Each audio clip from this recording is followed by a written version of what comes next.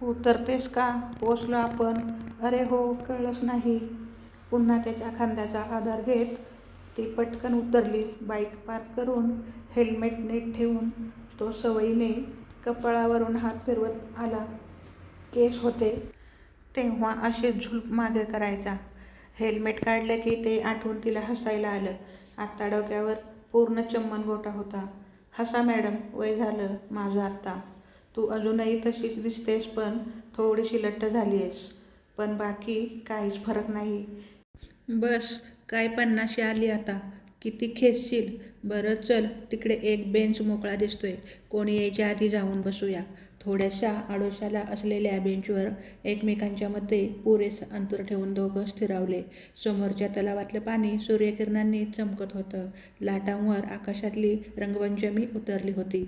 आणि मंद वाऱ्यांनी तिच्या केसांच्या बटा डोळ्यावर येत होत्या.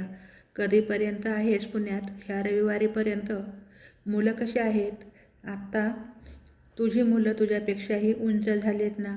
हो ना, जिराफ झालीयत दोघंही. तुझी मुलगी कशी आहे? मस्त. बास्केटबॉलशिवाय काहीच सुचत नाही तिला. अभ्यास ऑप्शनलाच टाकलाय, तुझ्यासारखाच. तुझं काय वाईट झालं? तिचंही छान होईल सगळं. आपला काळ वेगळा होता. आत्ता किती कॉम्पिटिशन वाढलीये. पण खरे होईल सगळं छान. आत्तापासून काय विचार करायचा? करेल ती ही वेळ आली की. इकडच्या तिकडच्या गप्पा मारून झाल्यावर पुढे काय बोलायचं हे त्याला कळतच नव्हतं. आज तिचा मूड काहीतरी वेगळाच आहे एवढा अंदाज आला होता. 50शीतही खरंच किती सुंदर दिसते ही. म्हणजे असे मेकअपचे थर नाहीत, उगाच केस रंगवलेले नाहीत. साधी, सोज्वळ आणि स्वतंत्र विचारांच्या बहाण्याने थोडीशी कठोर वागणारी, बरीचशी हळवी आणि ठार वेडी.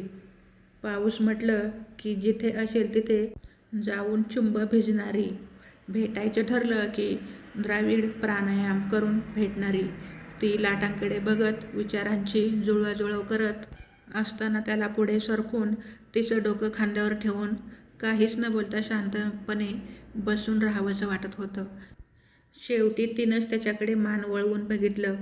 तो तिचंच निरीक्षण करतोय हे बघून ती गोरीमोरी झाली. पण मग सावरून तिने बोलायला सुरुवात केली.